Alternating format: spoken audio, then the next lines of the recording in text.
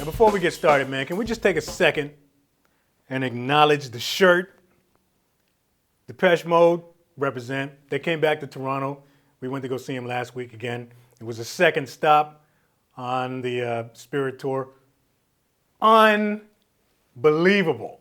And incidentally, man, just want to make a public service announcement here. If you have a favorite band and you're going to go see them, when you see them cats standing outside the venue selling these bootleg shirts for $20, you're not supporting the band by buying the shirts off of them. Go inside, spend the extra dough on the real shirts, and support your band. Now, as you've heard me say before, there's only 3 rudiments that you need to learn when it comes down to it: single stroke, double stroke, single paradiddle. Of the 3, the single stroke is the most important. What's more important is how you decide to work on it. So when you're developing your singles, if you think, for whatever reason, that the end goal is speed, grab your pad and your sticks and get on up out of here. Kidding. I'm kidding. Come on back. Working on your single stroke, you should have the right objective in mind. And the right objective for building a great single stroke is not speed, but control. Control should always come before speed. We are going to be working on speed with this, but the main objective is control. Because speed without control is useless, right? It's like having a 105-mile-an-hour fastball and never being able to get it over the plate. So the first thing starts with the hands. I want to introduce you to the idea of learning the American grip, all right? So we're focusing on match grip for this particular lesson. I'm going to do one for traditional later. But as far as the match grip goes, there's a couple of things that you want to know. The American grip, if you're not used to it, or if you haven't messed with it before, it's sort of a hybrid between the French grip and the German grip. So the French grip, as you may or may not know, you're holding the stick like this, right? Thumb over top, palms facing each other like this, right? So that's that approach. German grip, palms down, okay? So they're facing the floor,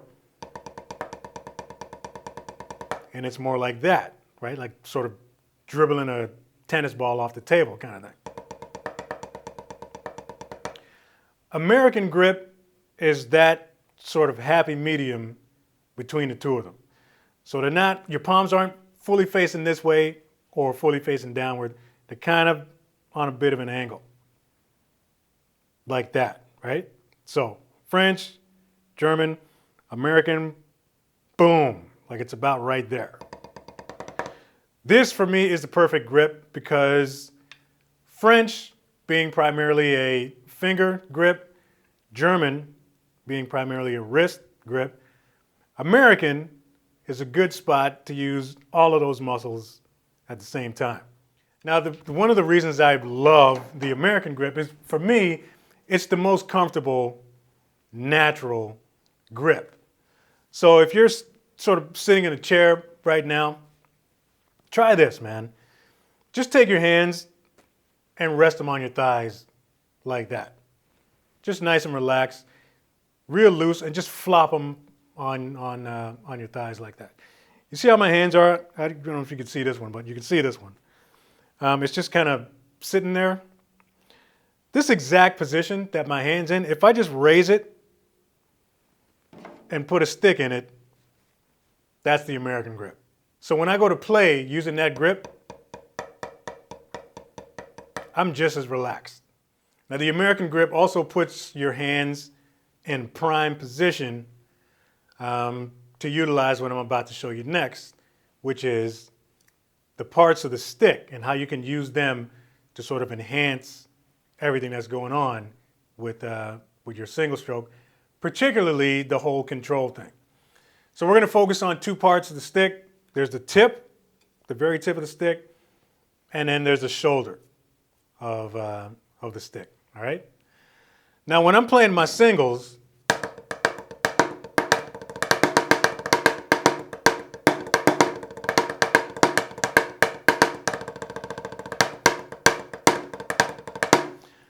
you can hear two very distinct levels of volume. I got my quiet strokes down here and I got my accents up here. I'm using the tip of the stick to play all of the quiet notes. And I'm using the shoulder of the stick to play my accents. Right? So those two working together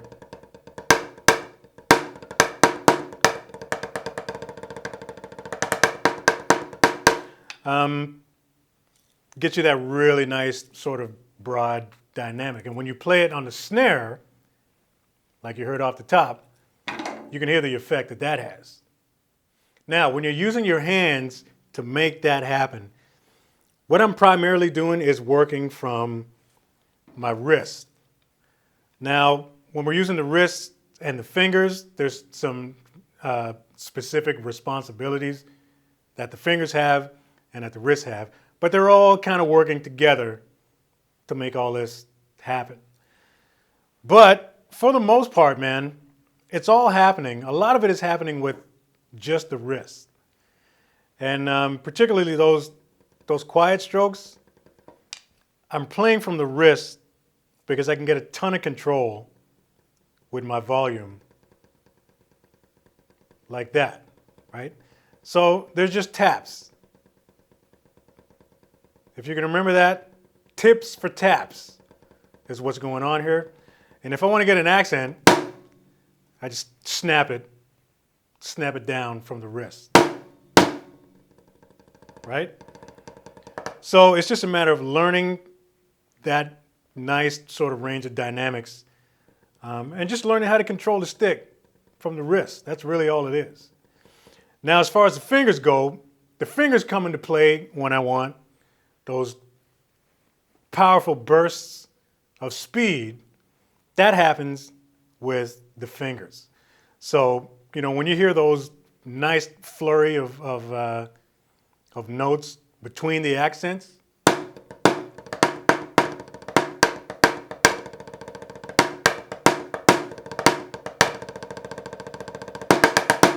that kind of thing, that's happening with the fingers, all right? So you've heard me talk before about when I changed my fulcrum from the index finger to the middle finger, like that. That's what I'm doing, obviously. And really all that's happening here is I'm using the back two fingers. Those are my engines, my two engines, to help to propel and snap that butt end of the stick up towards my palm. And that's how those are happening. So again, man, don't underestimate the power of the pinky. You may have heard me say that before. This is a very powerful gear, and you want this finger touching the stick all the time. All right, so let's get into these exercises, man. I'm going to show you 5 killer exercises that you can start doing right away. And this is going to develop everything at the same time. Your control, your dynamics, eventually your speed, We're going to work on all of this at the same time. It's going to develop your hands, all that stuff. With each one of these exercises, we're going to focus on quiet notes and accents. A lot of times when I'm doing practice pad work or whatever, I like to play the pulse. It just helps with the musicality aspect of it to play the pulse, all right? In this particular case, it's going to have a very specific function. So here's what we're going to do. We're going to find a tempo here, which is this. 1, 2. That's going to be our tempo. All right? And we're just going to relax. And all I want you to do is just stay nice and loose, and you just start playing singles. Just like that. Now, if you got sticks on you, just grab them and just jump on it. 2, 3, 4. 1, 2, 3, 4. Like that, okay? But we're going to change something up here. And we're going to start playing the pulse with the right hand. So we're going to put a nice big accent on the 1, 2, 3, 4. So like this. 1, 2, 3, 4.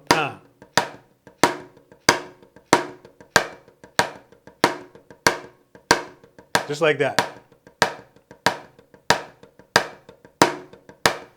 If you see my left hand, it's barely moving. I'm just tapping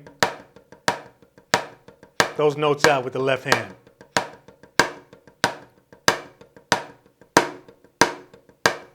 Tips for taps, right? So play those taps with the tip of the stick.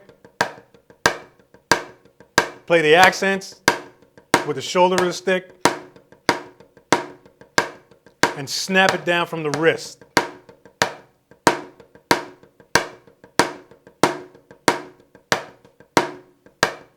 So this is the first exercise. Straight singles, playing the pulse. 1, 2, 3, 4. 1, 2, 3, 4.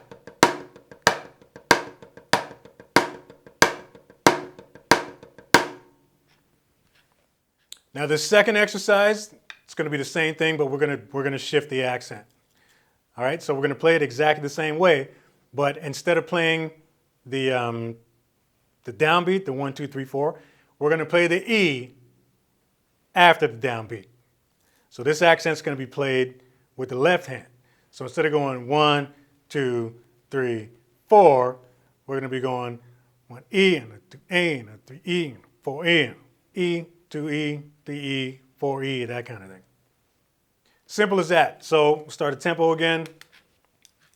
I'll count you off. 1, 2, 3, 4. 1, 2, 3, 4. 1, 2, 3, 4. Exactly the same way. 1, 2, 3, 4. 1, 2, 3, 4. We just shifted the accents.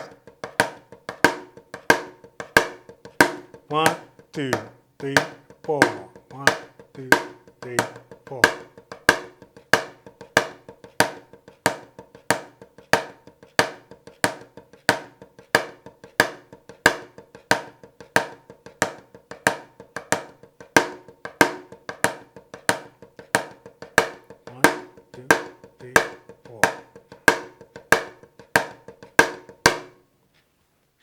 Third exercise, we're going to go 1 E, 2 E, 3 E, 4 E. So we're going to be snapping out 2 accents at the same time. So it's going to be 2 loud notes, 2 quiet notes, up and down like that.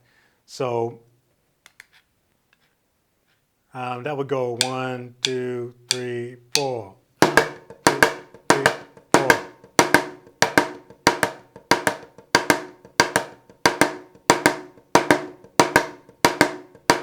1, 2, 3, 4. 1, 2, 3, 4.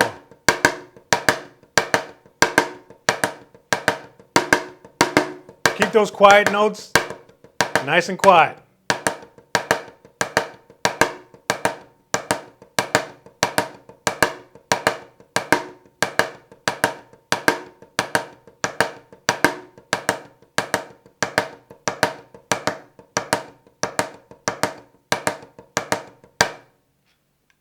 Fourth exercise I'm going to show you, you may have guessed already, we're going to take those two accents and shift them from the one E to the E and. All right, so the first note is going to be a quiet one, and then E and, starting with the left hand, same thing. Get our tempo. 1, 2, 3, 4. 1, 2, 3, 4. 1, 2, 3, 4.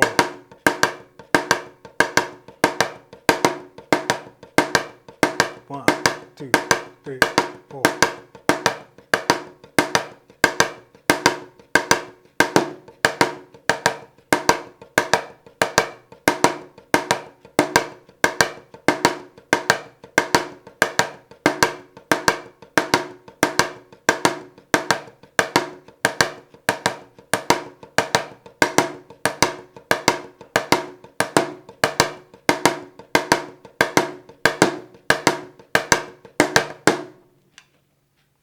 All right, so this last exercise, exercise number 5, is going to be a combination of exercises 3 and 4. So we're going to take those two and we're going to play them back to back. 1 bar flip, all right? So that one is going to sound like 1, 2, 3, 4. 1, 2, 3, 4. 1, 2, 3, 4. 1, 2, 3, 4. 1, 2, 3, 4.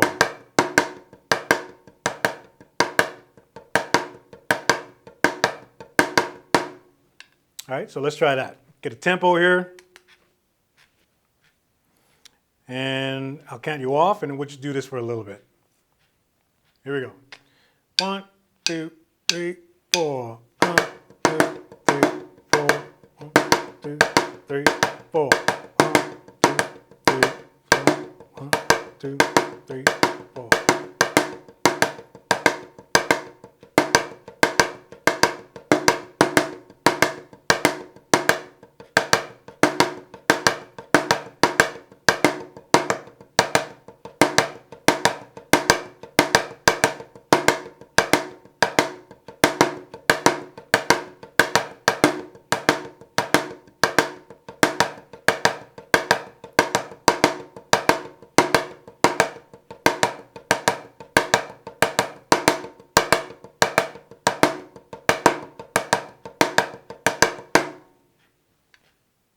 So why work on your singles this way? What's the main benefit of working on your singles this way? There's a bunch of them. There's a ton of benefits to working on your singles this way. The main one for me being musicality. Being able to play with dynamics is a big deal. That's really how we make things musical here. And you know, the whole point of shifting the accents around and all that kind of stuff, trust me, all of that is going to translate later on into music. Control, stick control. This is going to be really awesome for developing your touch and your control, especially when you're working the stick from the wrist, right? So, you know, you really should be able to go from 2 to 100 as far as volume goes in a split second. So doing this kind of thing, especially at a slow tempo, is going to help to develop that. The whole muscle memory thing is going to kick in. When you go to speed it up, it's going to sound exactly the same.